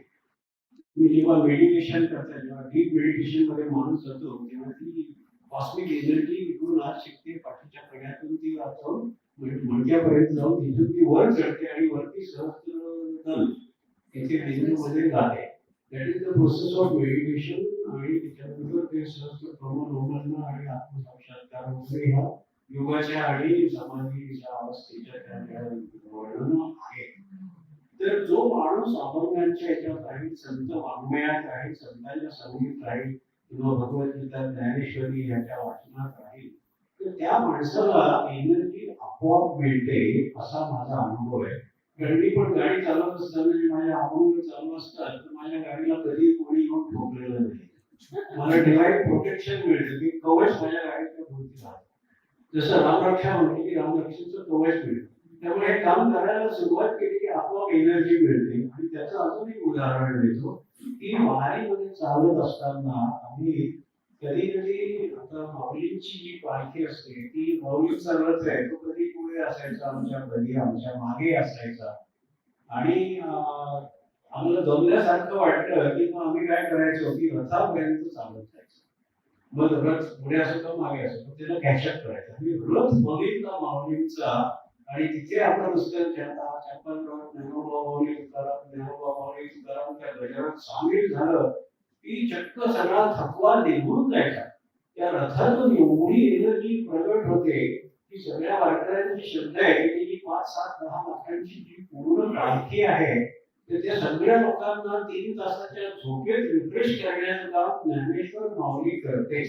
आणि त्याच्यामुळे सगळे सकाळी उठून परत जातात आणि सगळे पंढरपूरपर्यंत पोहोचतात. तर ही विश्वातली शक्ती ती तरंगत असते की ती कॅच करायची जी प्रक्रिया आहे ती तुम्ही चांगलं काम करायला सुरुवात केली की ते तुमच्याकडे आपोआप. त्यामुळे ते ह्या वयात हे काम करतायत असं आपण म्हणूयाच नको असं मला वाटतं. कारण त्यांचा उत्साह म्हणजे एखाद्या तरुणालाही लागलेला असाच आहे आणि तशा प्रकारे ते काम ते नक्कीच पूर्ण करणार आहे. आता आणखी एक मी ते म्हटलं ना की नवीन नवीन कल्पना त्यांनी प्रत्यक्षात आणल्या आहेत. तर ते जे पॉप्युलर अभंग आहेत ना म्हणजे मोठ्या मोठ्या गायकांनी गायलेले, मोठ्या संगीतकारांनी स्वरबद्ध केलेले ते तर आपल्याला माहिती आहे. पण त्यांनी ना आत्ताच्या पिढीतल्या काही गायकांकडून आणि चांगल्या संगीतकारांकडून 4 नवीन अभंग रेकॉर्ड करून घेतले. म्हणजे ते अभंग ह्याच्या आधी रेकॉर्ड कोणी केलेले नाहीये. तर त्याला नवीन मयुरेश मांडवकर वगैरे अशा तरुण संगीतकारांनी चाली लावले आणि विश्वजित गोरवणकर किंवा राहुल देशपांडे यांच्या आवाजात ते लोकप्रिय म्हणजे ते रेकॉर्ड झालेले आहेत. आणि आता जर आधी या डिजिटल माध्यमातून त्यांचा लोकांपर्यंत पोहोचतात तसा पण प्रयत्न त्यांनी केला. त्यातले 1-2 अभंग ते कसे निवडले 4 सध्या नवीन. तर माझ्या काय लक्षात आलं की मी इतकी वर्ष ऐकून समृद्ध झालं आणि आनंद मिळाला. तर I am very grateful to all this producers, music director आहेत, गायक आहेत, तर त्यांचं ऋणनिर्देश आणि आपण काहीतरी करावं अशी मला भावना यायला लागली. मग म्हटलं की आपण पण काहीतरी अभंगाची निर्मिती करू, गाण्याची निर्मिती करू, ते जगाला देऊ. ती गाणी ऐकून पण काही लोकांना प्रेरणा मिळेल, काही लोकांना आनंद प्राप्ती होईल. तर ते म्हणून मी ठरवलं की चांगले संगीत दिग्दर्शक, नामवंत संगीत दिग्दर्शक, नामवंत गायक, याच्यात जो काय खर्च होईल तो होऊ दे, पण आपण आपल्या खर्चाने 4 अभंगांची गाणी तयार करायची. आणि मग मी केदार पंडित यांना भेटलो. त्यांना मी 25-30 अभंग निवडून दिले, माझं जे आवडतात अशी. की गोड ईश्वराचं गोड वर्णन असलेलं किंवा उत्सवाचं, कार्तिकीचा सोहळा, कार्तिकीचं वर्णन असलेलं असे अभंग त्यांना म्हणजे याच्यातून तुम्ही सिलेक्ट करा. मग केदार पंडित यांनी 2 सिलेक्ट केले. एक आहे काळ थोड सुख नामाचा गजर, खुश जय जय काळ ब्रह्मानंद. तो अतिशय सुंदर अभंग आहे आणि त्याचं त्यांनी छान गाणं तयार केलं, ते विष्णू बोलवलं. दुसरा अभंग त्यांनी निवडला इतुले करी देवा. तर इतुले हा शब्द, इतुले असे गोड शब्द, इतुले म्हणजे इतकुस दे मला, इतकुस. एखाद्या लहान बाळाला आपण म्हणतो इतुले इतकस दे मला, इतुले इतुले करी देवा, इतुले करी देवा. त्या अभंगांमध्ये सारखा इतुले करी देवा तो अभंग आहे, तो केदार पंडित यांनी निवडला. मग तो यशोदा मुदकर, जे चंदू आमचा भाऊ आहे त्याची सून, माझा पुतळा आहे त्याची बायको, ती पण प्रोफेशनल सिंगर आहे. पाहिल्यात अनेक कार्यक्रमांची झालेले कार्यक्रम मागच्या कार्यक्रमात त्या अभंग गायले होते, पुस्तक प्रकाशन तिनं गायलाय. आणि मग वैवेशला मी दिलं, वैवेशने त्याच्यातनं त्याच्या पहिले 2 अभंग निवडले. एक त्यांनी निवडला अभंग कार्तिकीचा सोहळा, चला जाऊ पाहू डोळा, पीक पिकले घुमरी प्रेम समाय आंबरे.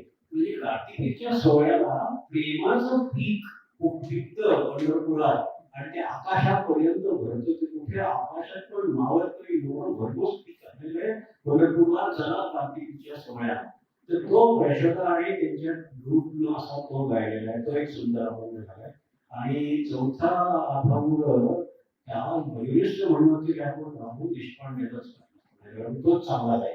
आणि आम्ही आग्रह करून राहुलला विनंती केली आणि राहुलने ती विनंती मान्य करून तो अभंग गायला. तो एक अभंग आहे.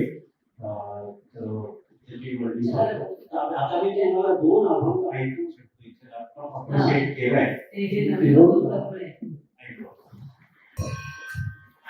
विश्वजित बोरवणकर, त्याचं गाणं Guinness book of world record मध्ये नोंद झालेलं आहे, खूप पॉप्युलर आहे.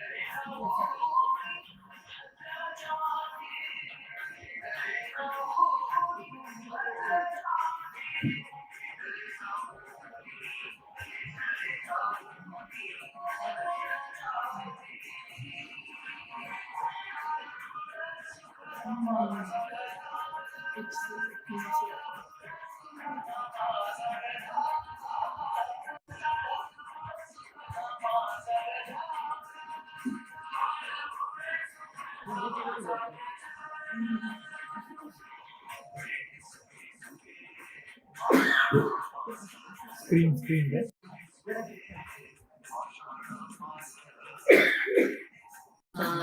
करेक्ट करेक्ट ग्लॅरी आता आले बरोबर आहे खूप बरोबर.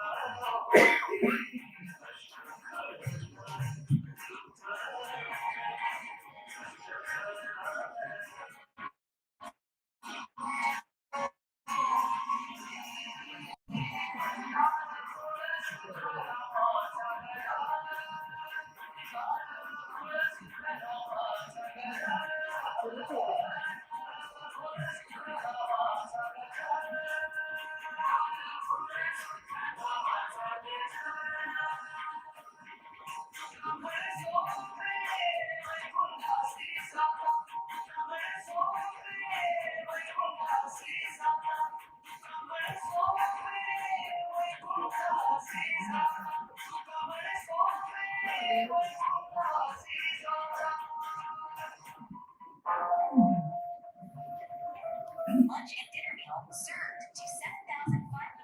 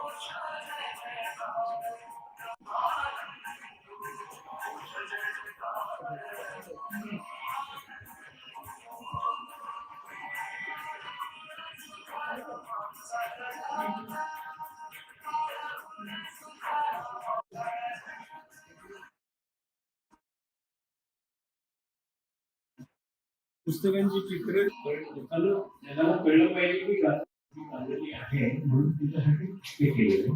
आता इथून एक तरी तेव्हा यशवंताचा अभंग तो लावतो. एक तर वगैरे चालली की तरी चालली.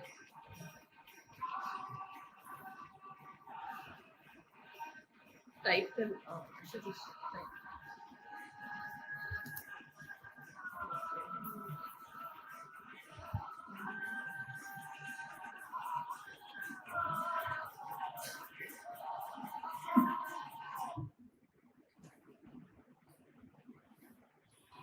त्याचं सुंदर मंदिरात शूटिंग केलेलं आहे.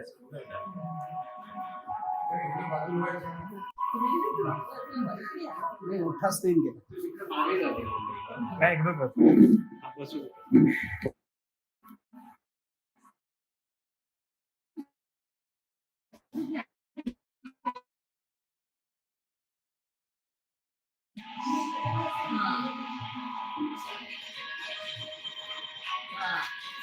स्क्रीन अजून ऍडजस्ट करायला स्क्रीन जरास असं करायचं. हा अजून बस करेक्ट करेक्ट.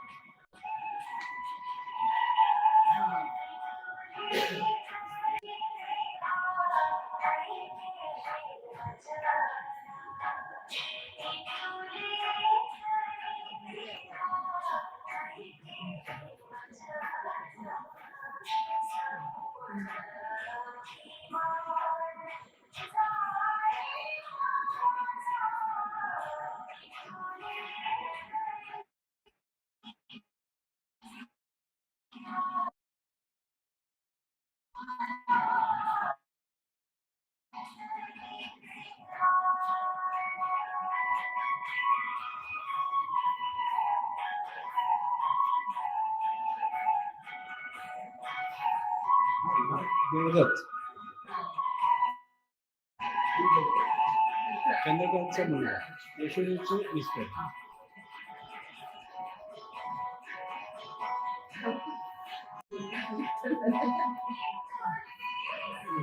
ही यशोदा.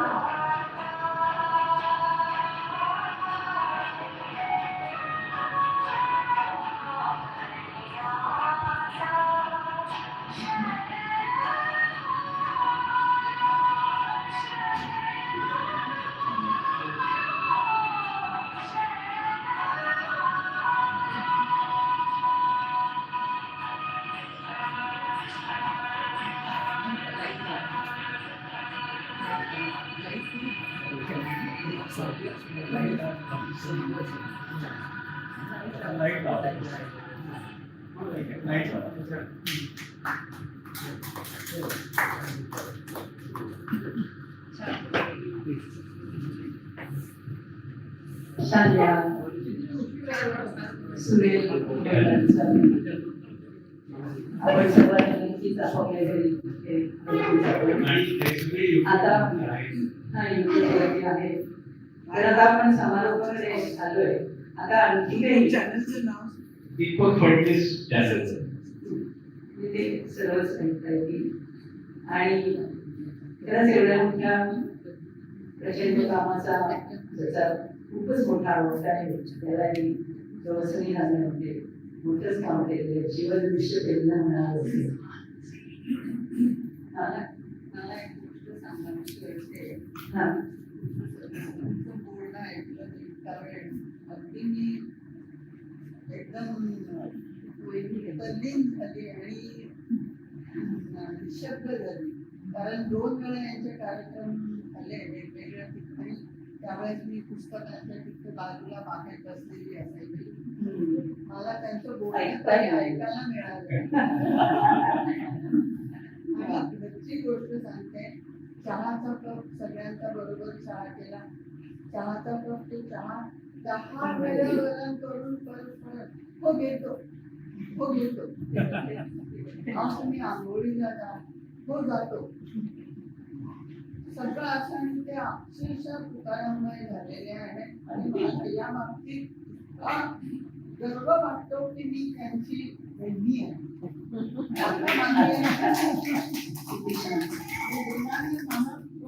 फार मोठं दान दिले आहे.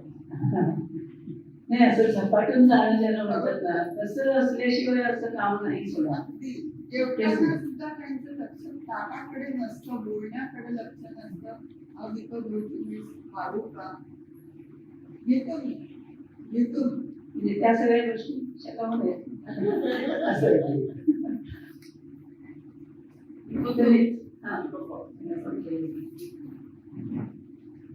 त्या बहिणीनंतर सांगितलंच त्यांचा हा सगळा प्रवास बहिणींनी खूप जवळून पाहिलाय.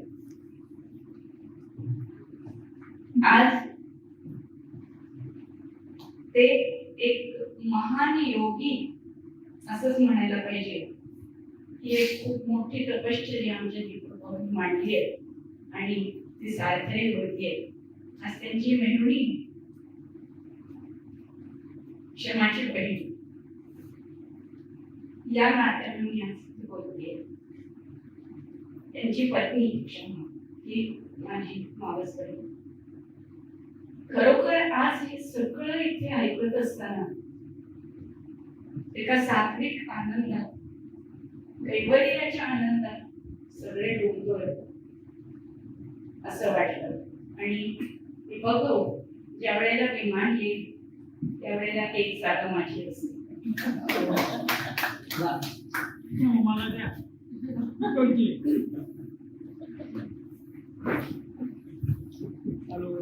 चालू आहे. नमस्कार मंडळी. माझं नाव मोहन हर्डेकर. माझा दीपकचा परिचय. आम्ही एका शाळेचे आहोत. संजीवन विद्यालय पाचगणी. 1955 साली मी पास झालो आणि हे माझ्यानंतर 20 वर्षांनी पास झाले. पण संजीवन विद्यालय अल्युमिनी हा त्यांनी प्रयोग केला आणि आम्ही मित्र झालो. दीपकनी फार मोठं कार्य केलेलं आहे.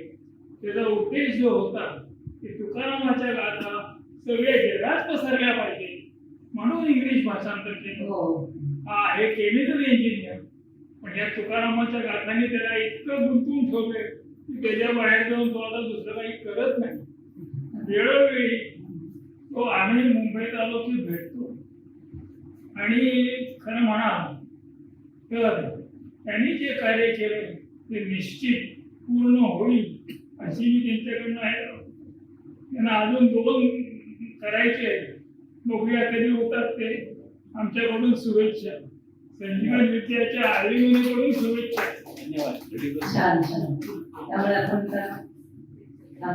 2 मिनिटं मी बोलतो. माझं नाव ॲडव्होकेट बी अविनाश कंकरणी. मी पण संजीवन विद्यालयाचा आहे. 92 बॅच. आणि सर हर्डेकर सर खूप सिनियर. त्याच्यानंतर दीपक सर आमचे मला खूप सिनियर. गेट टुगेदरला एका आमच्या ह्याला पहिली फर्स्ट भेट झाली आणि त्याच्यानंतर मला माहिती नाही पण मला अध्यात्मातले एक मोठे गुरु मिळाले त्यांच्याकडून मला सदैव आध्यात्मिक मार्गदर्शन आणि मी मुख्य म्हणजे साहेबांना दीपक सरांचं तर आभार मानतो आणि आमच्या संजीवन विद्यालयाचे आभार मानतो. आता शेवटची ना. माझं नाव रोहित कल्याणी आहे. मी एकदा ज्युनियर होतो 71 पास झालो संजीवन विद्यालय आणि आमच्या ग्रुपमध्ये याच्या नाव मी काढलं आहे दीपक तुकाराम. आता मी तुकाराम एक तुकाराम आहे तुकाराम म्हणजे हे आमच्या शाळेची टुर्नामेंट किती असतात ते सर्व मला विशेष वाटतं. आमचे सुद्धा मी पण शिक्षिका होते आणि आम्ही विद्यार्थी होतो तेव्हापासूनचा आमचा सुद्धा ग्रुप आहे आणि आम्हाला विद्यार्थी भेटतात तेव्हा सुद्धा असं ऐकायला भेटतं की कुठल्या बॅचचे कुठल्या बॅचचे. तर आपण त्याचा समारोप करणार आहोत. शेवटचं काही त्यांना 4 वेळी बोलायचे असतील तर सांगाव्या. तो एक अनुभव आपल्या तुम्ही सांगितला होता. कुणाच्या तरी घरी कुणी गेला होता आणि वाचायला म्हणून काहीतरी दे म्हणाला आणि काय संकेत होता माहिती नाही आणि तुम्हाला त्यांनी गाथा वाचायला दिली. तो फार विलक्षण अनुभव मला. ठीक आहे थोडक्यात माझ्या हातात गाथा कशी आली त्याच्याबद्दलची हकीकत आहे. कारण बहुतेक लोक असे ज्ञानेश्वरी वाचतात, दासबोध वाचतात, गीता वाचतात, पण गाथा वाचायचे फार कमी दिसतात आपल्याला. तर माझ्या हातात गाथा येणं हा पण एक विलक्षण ईश्वरी योग होता.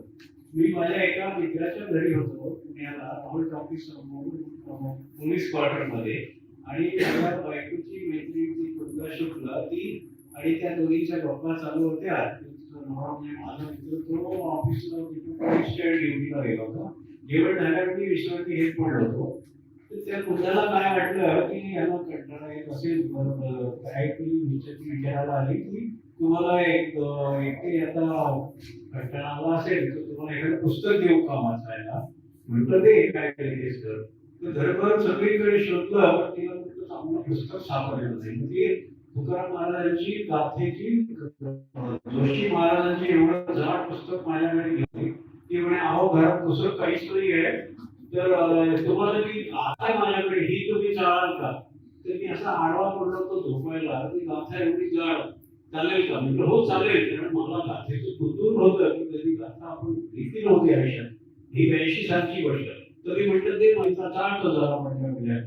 तर मी चालायला सुरुवात केली. काही अभंग वाचले ते 20-25 अभंग वाचले आणि मी एकदम चकित झालो आणि मला खूप आवडायला लागले की ते नुसते संवाद आहेत. गाथेमध्ये ईश्वराशी संवाद, माणसांशी संवाद, नुसते संवाद आहेत ते. तर ते मला खूप आवडलं आणि मग त्यानंतर मग मी मुंबईला गेलो. पुण्याहून कधी जाऊन दुकानातून सरळ तिन्ही खंड विकत घेऊन टाकले. ती गोष्ट अशी आहे की त्याच्यावर मी आय गॉट इंट्रोड्यूस्ड. ओके म्हणजे तुम्हाला योग्य व्यक्तीकडे ती मिळते त्यांनी दिलं वेळोवेळी म्हणजे परमेश्वरानं वेळोवेळी माझ्याकडे माणसं पाठवली आणि मला कामाला प्रवृत्त केलं. सर मला बोलायचं. ठीक आहे आपण आता सर मॅडम 1 मिनिट बोलायचं. 1 मिनिट. हा चालेल जाऊ दे बोल. हा चालतंय. नाही प्रोटोकॉल होईल सर. बरं बोललं. तरी असं मला हा फक्त एक गोष्ट मला सांगायची जरा लिहून आणली. अजून काय काय प्रकल्प चालू आहेत. माझी श्रद्धा आहे की महाराज हे जगापर्यंत पोहोचायला हवे आणि ते पोहोचण्यासाठी वेगवेगळ्या रीतीने आम्ही काही काही प्रयोग करत आहोत. तर त्याच्याबद्दलची माहिती शेअर करायची वाटते.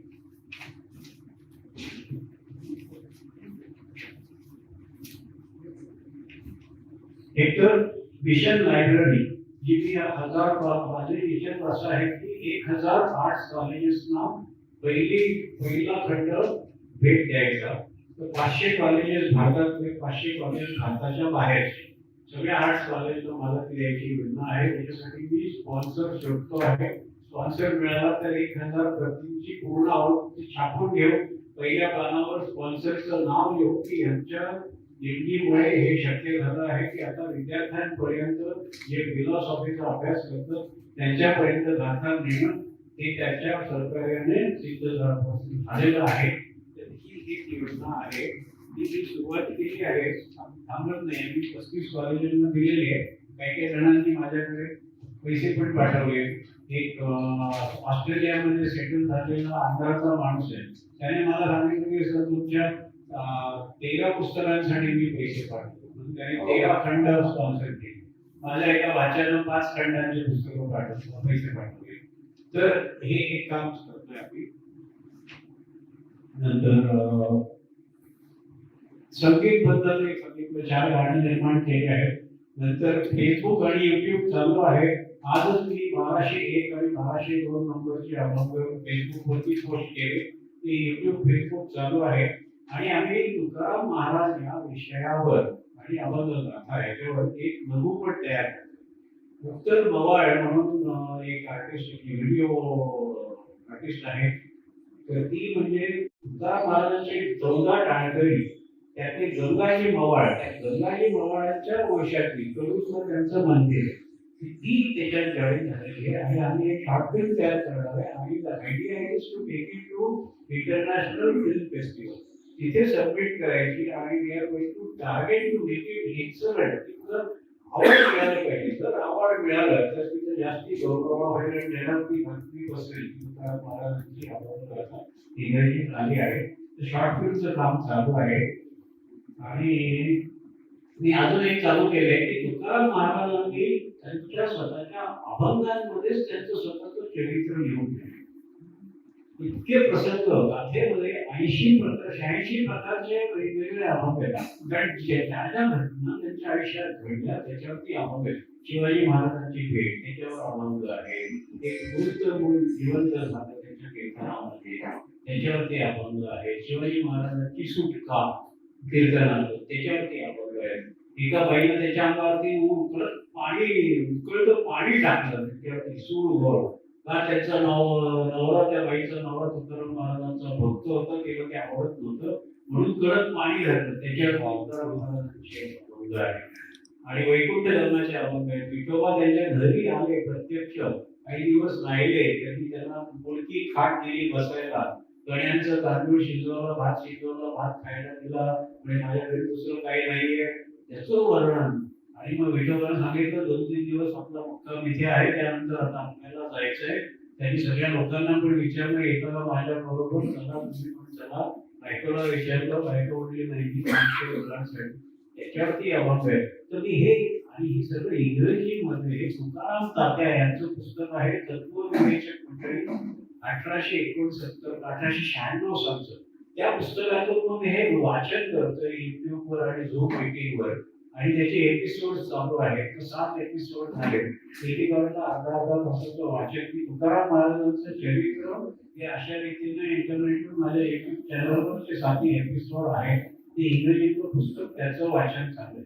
आणि आता बुक गंगा आणि मी आम्ही मिळून एक डिवाइन वर्सेस अभंग गाथा नावाचं मोबाईल ऍप तयार करतोय. ती गाथा ही मोबाईल ऍपवर प्रत्येकाला मिळेल आणि ऍपच्या मार्फत ती प्रत्येकाच्या मोबाईलमध्ये जाऊ शकेल. मग दररोज त्याला त्याचा अर्थप्रवेश केलेला अभंग मिळू शकेल, जसा हवा असेल अशा त्याच्यामध्ये वेगवेगळ्या फीचर्स आहेत.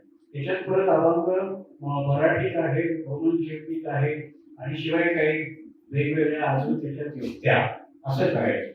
तर हा स्टडी रिसोर्सेस म्हणून हा ऍप चांगला कामाला येईल. याच्याशिवाय मी स्पर्धा घेतलेल्या आहेत की अभंग गायन स्पर्धा, की लोकांनी आपली व्हिडिओ करायची, अभंग गायची, व्हिडिओ करून पाठवायची. त्याला मी बक्षीस दिलेली आहे. 3 झाली, आता 4थी स्पर्धा चालू आहे. 12 अभंग गा, त्याची व्हिडिओ पाठवा, त्याची स्पर्धा. असे त्याच्या स्पर्धांच्या स्वरूपात समाजात लोकांना अभंगांची आवड लागावी, अभंग सहज गायला सुरुवात करावी म्हणून त्याचं हे चालू केलं. हे असे वेगवेगळे इनिशिएटिव्ह आहेत. खूप इनिशिएटिव्ह आहे. तर आपल्याला सगळं आपल्यापर्यंत ते पोहोचवलंय आणि जरूर याला चांगला प्रतिसाद मिळेल त्यासाठी त्यांना आपण खूप शुभेच्छा देऊया. आणि आता नेहमीच्या प्रत्येकप्रमाणे ग्रंथालय समितीचे अध्यक्ष डॉक्टर विवेक भट कार्यक्रमाचा समारोप करतील आणि सरांनी कॉफी घेऊन आणि पुस्तकं पण आहेत, कोणाला विकत घ्यायची असतील तर घेऊ शकता. सगळी पुस्तकं मांडली, बघायची करू शकता. थँक्यू. सर्वांना धन्यवाद. समर्पण.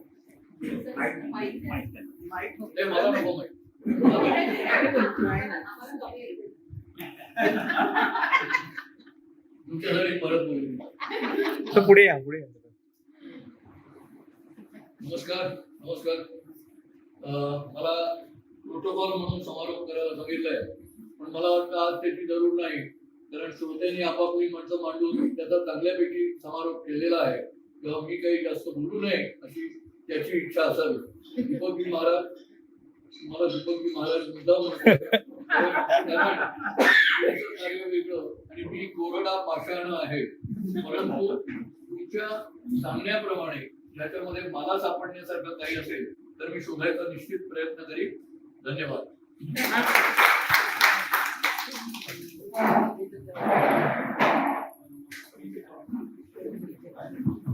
सगळ्यांना धन्यवाद.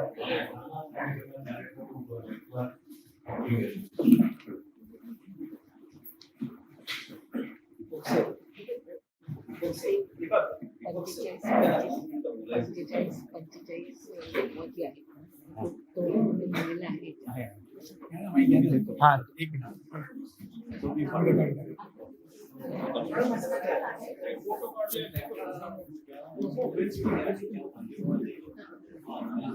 दीपक सर, त्यांना 2 मिनिटं.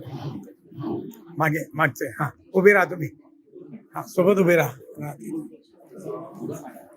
हॅलो, गुड इव्हनिंग सगळ्यांना. नमस्कार. माझं दिगंबर दर्पे आहे. मी सरांचे कायम आहे आणि संजीव विद्यालय. I खूप सिरियस. माझ्या जन्माला नाव सर पासवर्ड आहे 74. हा बरोबर. माझी ओळख फेसबुकवर झाली हो. लॉकडाऊनमध्ये मी काम करतो, IT कंपनी काम करतो. कंपनी बंद पडली सगळ्यांना. नंतर फेसबुकवर ऍक्शन ऑफ झाली.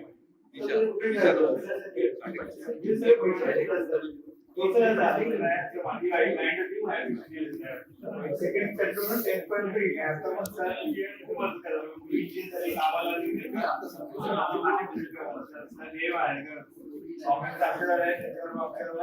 मला भेटले सर. फर्स्ट एवढं बोलतो.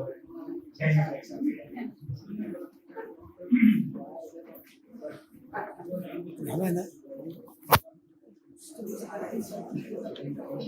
सगळी पाठी